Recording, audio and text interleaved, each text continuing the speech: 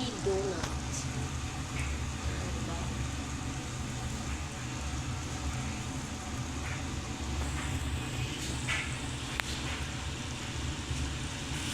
Ganyan ang mini donut.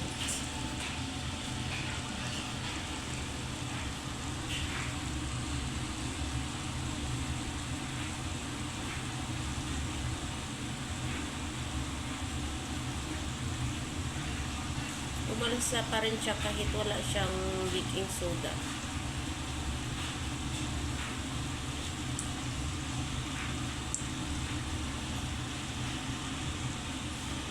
Diba?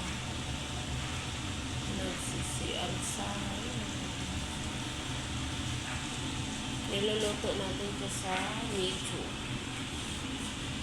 number 2.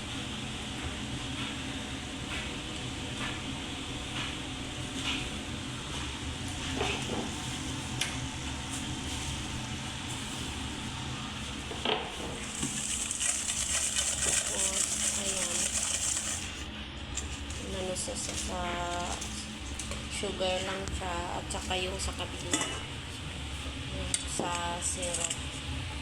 Ayan. Ayan, syrup.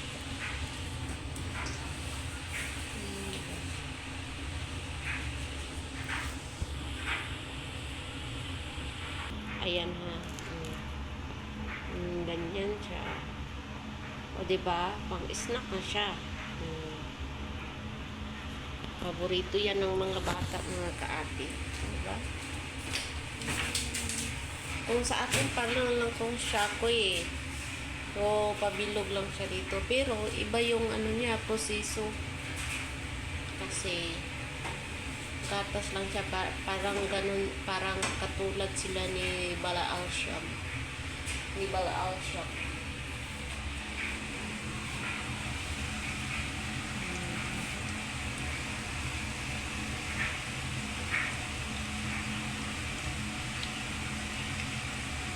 Ganda tingnan.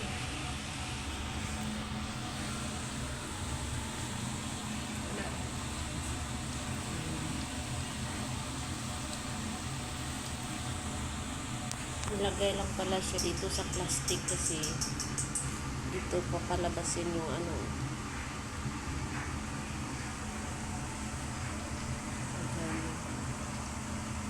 Uy, pwede na to sa kung sa school, pwede to sa mga bata. Pwede kayo, Grace, tapos butangan na yung anak itong donut. Oo. Kanang evaporated milk na tangan mo katubang kukukwa. Oo, pwede. Kunyara. Oo, sarap.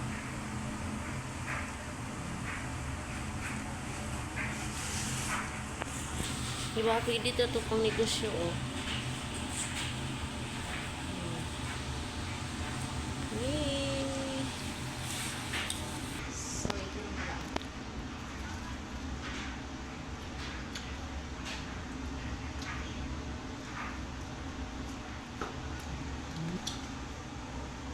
Diba? Ang sarap niya mga kaati.